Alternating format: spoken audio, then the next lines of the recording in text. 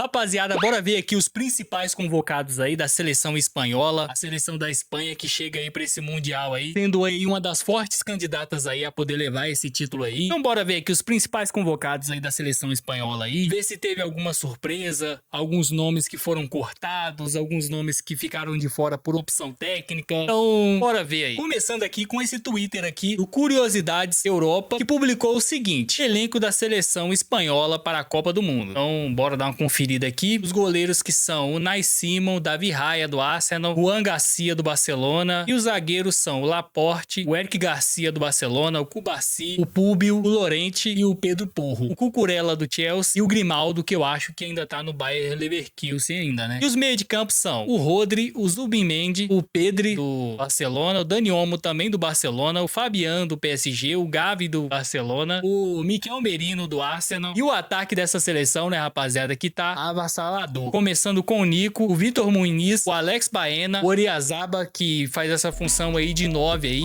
e sempre quando joga na seleção espanhola, joga bem. O Ferran Torres aí do Barcelona, o Borja Iglesias, e ele, né, o Lamine Yamal e o Yerné Pino, que por sinal aí acabou de ser campeão aí, jogando aí pelo Crystal Palace aí, o Crystal Palace que, se eu estiver certo, ganhou seu primeiro título internacional agora, em cima aí do Rayo Vallecano. E pra conferir se essa lista de convocados está certa aí, e se teve algum corte, surpresa, que provavelmente tem, nessa lista aqui tem alguns nomes que estão faltando. Bora ver aqui o vídeo do Vini Weiner aqui, que já virou praticamente uma regra aí, ele vem trazendo aí os principais convocados, os desfalques. Então bora reagir aqui ao vídeo dele aqui e ver as surpresas aí que provavelmente tiveram, né? Hoje sai uma convocação daquela que pra muitos é a favorita ao título da Copa do Mundo, a Espanha.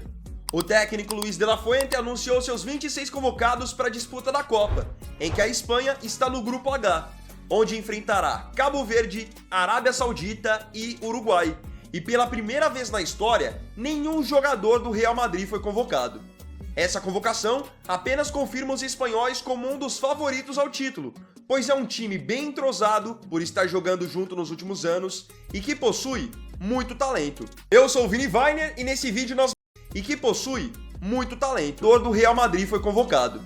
Essa convocação apenas confirma os espanhóis como um dos favoritos. Pela primeira vez aí o time do Real Madrid não teve nenhum convocado, nem o Jan Hausen, nem mesmo o Carvajal, que por sinal vinha sendo aí reserva aí no Real Madrid, e nem mesmo aí o Gonzalo aí acabou sendo convocado, apesar de nesta temporada ele ter até mesmo tomado vaga aí do próprio Endrick aí, que acabou sendo emprestado pro Lyon e perdendo vaga aí pro Gonzalo, que acabou chamando a atenção do Real Madrid na Copa do Mundo de Clubes da temporada passada, e com isso, né, acabou ofuscando aí o Endrick, e o Endrick tendo muito poucos espaços, ele e o Mastantuano, que acabaram tendo mais espaço que o próprio Endrick, que foi emprestado pro Lyon. Por sinal aí, vamos falar a verdade, viu, cara, o Endrick aí destruiu aí no Lyon, viu, fiz história. E até mesmo alguns nomes aí da base que poderiam aparecer aí como surpresa nessa convocação vindo aí do Real Madrid, acabaram não sendo convocados, mas enfim, bora dar continuidade aqui. Ao título, pois é um time bem entrosado por estar jogando junto nos últimos anos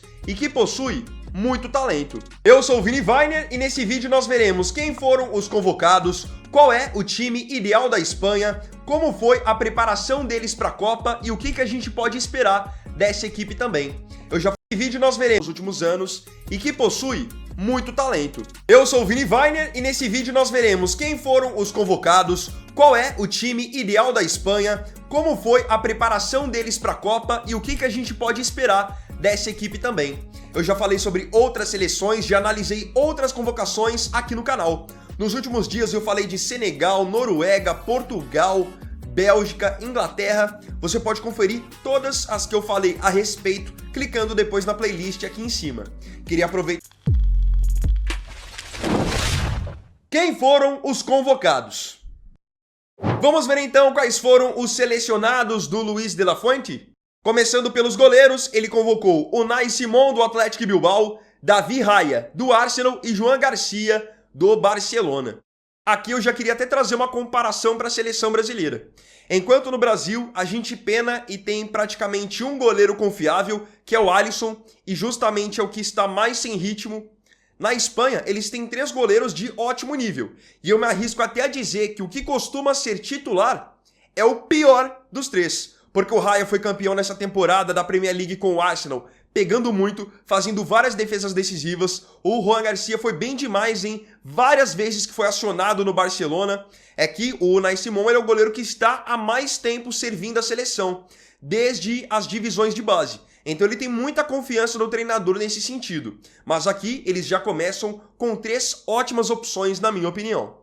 Para as laterais, eles... Sim, a Espanha aí que tem 3 ótimas opções de goleiros aí, enquanto no Brasil a gente vem sofrendo aí muito nessa posição, principalmente pela carência aí de bons goleiros e de goleiros que estejam aí vivendo uma boa fase. Um exemplo de má fase aí seria o Ederson e o Bento, né? O Bento recentemente aí teve um frango aí vergonhoso aí jogando ali no Al Nassr da Arábia Saudita e consequentemente aí acabou ficando de fora da convocação e o Everton acabou ficando com a vaga dele. A meu ver, não tinha como levar, né, pai? Depois de um frango daquele ali, ele ir pra Copa é papo aí de nem competir pra poder ganhar. Peraí, eu meio que me embolei. É nem ter chance de competir com um goleiro assim, né? Tomando um frango daquele, de cobrança de lateral. E na questão do Alisson ali, o Alisson vem se recuperando aí de uma lesão e até onde eu sei não entrou em campo ainda pelo Liverpool. Ótimas opções bem consistentes. Cucurella é um bom marcador, um jogador de boa parte física. Até a dizer que o que costuma ser titular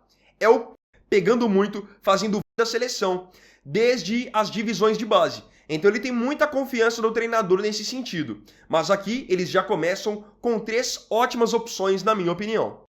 E o Alisson aí, que vem se recuperando aí de uma lesão e recentemente aí voltou a treinar, mas ainda não entrou em campo aí pelo Liverpool. Provavelmente não vai entrar, né? Porque a temporada europeia já acabou, principalmente pro Liverpool, que não vai disputar nenhuma final aí. E o Alisson chega aí com uma dúvida se vai estar apto ou não. E a meu ver, temos goleiros aí que talvez mereciam um pouco mais de chance, como o Everson do Galo, o Fábio do Fluminense, que era do Cruzeiro, o próprio Hugo aí do Corinthians, que merecia uma chance aí, quem sabe para ser, aliás, quem sabe o terceiro goleiro aí da seleção. E é uma posição que o Brasil vem tendo uma carência aí até mesmo nas últimas Copas, né? Contra a Croácia aí, uma falha bizarra aí, tanto do setor defensivo quanto do goleiro, né? O Alisson, que não consegue pegar um chute que, a meu ver, era defensável. E entre outras falhas aí nas últimas Copas, né? Laterais, ele está levando para a esquerda o Marc Cucurella do Chelsea e o Alejandro Grimaldo do Bayer Leverkusen. Já para a direita, estão indo Marcos Llorente do Atlético de Madrid e o Pedro Porro do Tottenham. Eu acho que são também ótimas opções bem consistentes. Cucurella é um bom marcador, um jogador de boa parte física, e o que tende a ser o reserva dele, que é o Grimaldo, aí já é um cara mais técnico, um cara que chega mais no campo de ataque. Na direita, aí eu vejo 2 jogadores muito parecidos, o Pedro Porro e o Llorente. 2 jogadores rápidos, 2 jogadores de imposição física. Eu particularmente curto mais o Llorente, que joga também como meio-campista. É um cara que fisicamente tá acima da média. Muito bom jogador. Os zagueiros com... o Cucurella que dispensa apresentação, né? É um lateral aí, a meu ver, completo, tanto no setor ofensivo quanto no setor defensivo. Ele consegue atacar e defender. E vale ressaltar aqui que ele, quando defende, ele é bem persistente. Apesar de não ser um lateral muito alto, um lateral de estatura mediana, mas consegue fazer coisa aí de gigantes aí, de 2 metros ou mais. É um lateral que entrega muito, é muito bom na parte ofensiva e também na parte defensiva. Persistente na questão de defender, não se entrega fácil, no 1 contra 1, tentar passar por ele é muito difícil. E o Pedro Porro, que vem aí de uma temporada difícil, né, no Tottenham aí, que lutou até o final para poder fugir da zona de rebaixamento e conseguiu se manter aí na Premier League. E o Llorente, que é um lateral, né, barra coringa, né, consegue ser lateral defensivo, consegue ser também um ala, consegue jogar ali como meia de campo. E o Grimaldo, que vem jogando aí boas temporadas pelo Bayer Leverkusen. Convocados foram Aymeric Laporte do Atlético Bilbao, Marc Pubil do Atlético de Madrid, Pau Cubarsí e Eric Garcia, ambos do Barcelona. Aqui no... só pausando rapidinho aqui, essa zaga aí da seleção espanhola aí, apesar de ser bem jovem, apesar da questão do Eric Garcia e do Cubarsí, me chama a atenção por serem bons defensores, né? O Eric Garcia é um ótimo defensor e o Cubarsí também, e tem ali o Pubil ali, que é do Atlético de Madrid e fez uma boa temporada pelo Atlético de Madrid, e o Aymeric Laporte, que é esse cara já mais experiente aí pra zaga, tava recentemente no Al Nassr, voltou aí para o Atlético de Bilbao e vem fazendo aí temporadas muito boas aí, e provavelmente vai ser esse titular. Quarteto de zaga, eu acho que é onde a Espanha hoje tem menos opções de primeira prateleira. É onde você vê que outras seleções estão à frente da Espanha. Na zaga, eu vejo, por exemplo, a zaga da França melhor que a zaga da Espanha. Eu vejo a zaga do Brasil no mesmo nível ou melhor que a zaga da Espanha também. Então aqui eles não estão tão fortes quanto em outras posições. Pra mim, isso é muito claro. Concordo plenamente aí com o Vini Weiner aí. Eu acho também que a seleção brasileira tem uma zaga melhor do que a seleção espanhola. Tem nomes hoje muito mais consolidados, como o próprio Marquinhos, que vai disputar neste sábado a final da Champions League. E o próprio aí Gabriel Magalhães também é outro que vai disputar essa final. É o Bremer da Juventus e entre outros nomes aí que, ao meu ver, são muito mais consolidados na posição de zagueiro do que os zagueiros convocados aí pela seleção espanhola.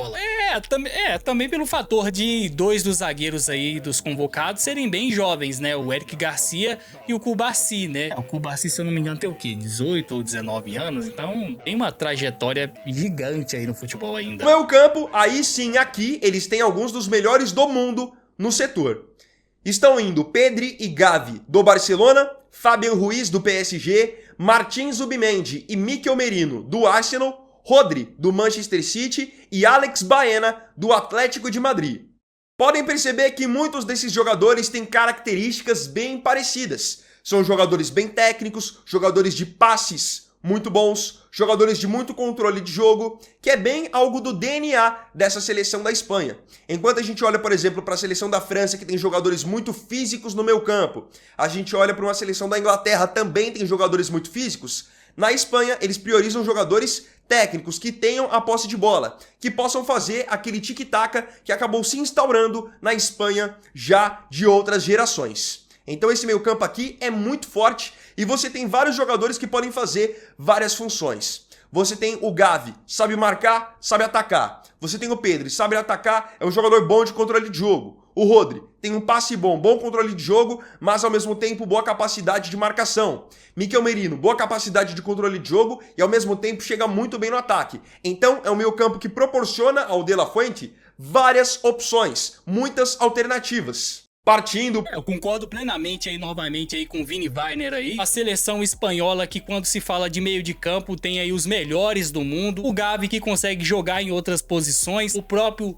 Mikel Merino que já jogou até mesmo de centroavante aí no Arsenal aí, substituindo aí o Kai Havertz e até mesmo o Gabriel Jesus quando estava lesionado. É um jogador que consegue jogar em outras funções e acima de tudo também é alto. E o Pedri que consegue ser esse cara de fazer a bola girar aí em campo e até mesmo cumprir outras funções ali e dar continuidade a esse estilo de jogo da seleção espanhola que se instaurou ali desde 2010 com esse tic-tac que é muita troca de passe, um jogo muito mais próximo, um jogo muito mais técnico, abandonando o jogo físico e até mesmo partindo para um futebol ali um pouco mais tático, esperando o adversário e até mesmo criando espaços aonde não há. E no geral esse meio de campo aqui da seleção espanhola é talvez aí um dos melhores aí, junto com a seleção francesa, a seleção portuguesa, a seleção brasileira e a seleção da Inglaterra, né? Apesar de a Inglaterra ter tido alguns cortes aí, como o Phil Foden e entre outros aí. Pro ataque foram convocados Mikel Oyarzabal da Real Sociedad,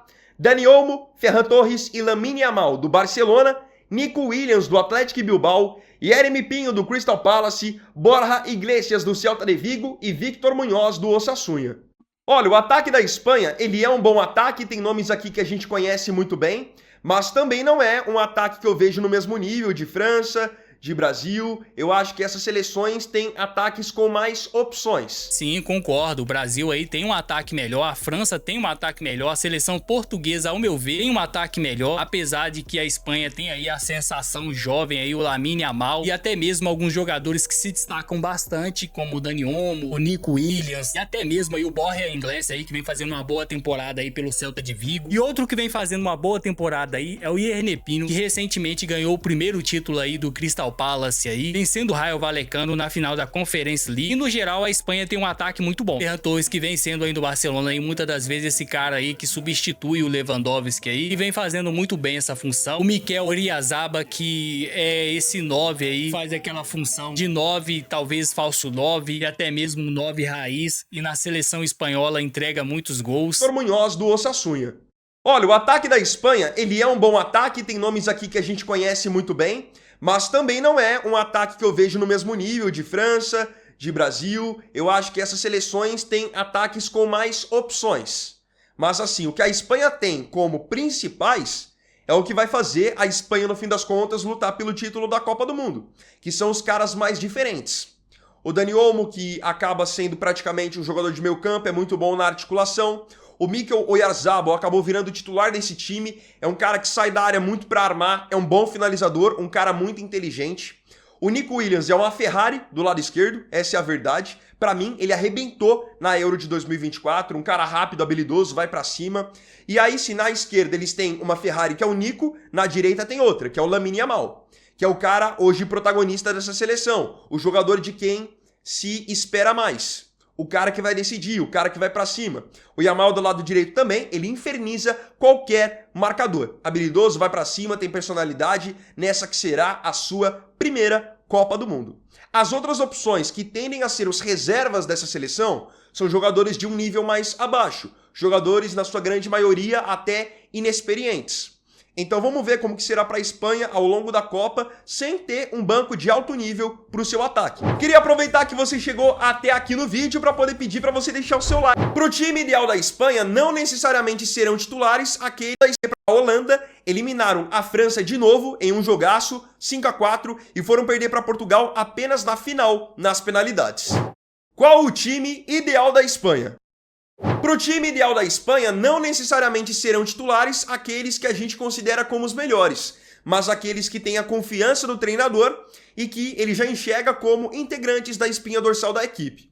Por exemplo, no gol, eu tinha falado para vocês que para mim hoje, o Raya do Arsenal e o João Garcia do Barcelona estão à frente do Unai Simón, mas o treinador não pensa dessa forma. Para ele, o titular absoluto é o Unai Simón, então ele que deverá ser o goleiro da Espanha nessa Copa do Mundo. Na lateral direita, o Llorente deverá começar a campanha como titular, jogador de bom poder de marcação, muito vigor físico, e a dupla de zaga sendo formada por Cubarsí e Laporte. Ao longo da preparação da Espanha para a Copa, muitos jogadores foram testados na zaga. Lenormand foi testado, Hausen foi testado, e como vocês podem ver, muitos dos que foram testados acabaram não sendo chamados. Então hoje se espera que a dupla de zaga seja formada por Cubarsí e Laporte, um jogador mais jovem, o do Barcelona, e um mais experiente, o do Bilbao. Na lateral esquerda, aí aqui sem muita discussão, Cucurella será o titular. Tem sido titular nos últimos anos, é um bom marcador, um jogador experiente. Nesse contexto de seleção, ele vai muito bem. E aproveitar que eu estou falando a respeito de nomes que não foram, vocês devem ter percebido que nenhum jogador do Real Madrid foi convocado. Pela primeira vez na história das Copas do Mundo, a Espanha faz uma convocação sem um jogador do Real Madrid. Então ficaram de fora, por exemplo, o Carvajal, lateral direito, o Hausen, zagueiro. Foram alguns dos nomes que não foram lembrados pelo treinador. E em partes, muitos deles não foram lembrados porque não fizeram boas temporadas. No meio campo, vocês devem imaginar que a Espanha tem várias possíveis combinações, porque... É verdade aí, justiça seja feita, né? Eu acho que nenhum dos jogadores espanhóis aí do Real Madrid, nessa temporada, não conseguiram entregar nada. O Carvajal, pelo contrário, ficou boa parte dessa temporada no banco. O Jan Hauser, toda vez que entrava, acabava não indo bem como zagueiro, apesar de ser um zagueiro bem alto, né? Ter o quê? 1,97 de altura. E isso talvez pudesse colaborar aí para uma campanha aí em busca de mais um título aí de Copa do Mundo, mas acabou que o técnico não optou por isso, né? E pela primeira vez aí veremos aí a seleção espanhola sem jogadores aí do Real Madrid. São muitos jogadores de qualidade, muitos jogadores que poderiam tranquilamente assumirem a titularidade.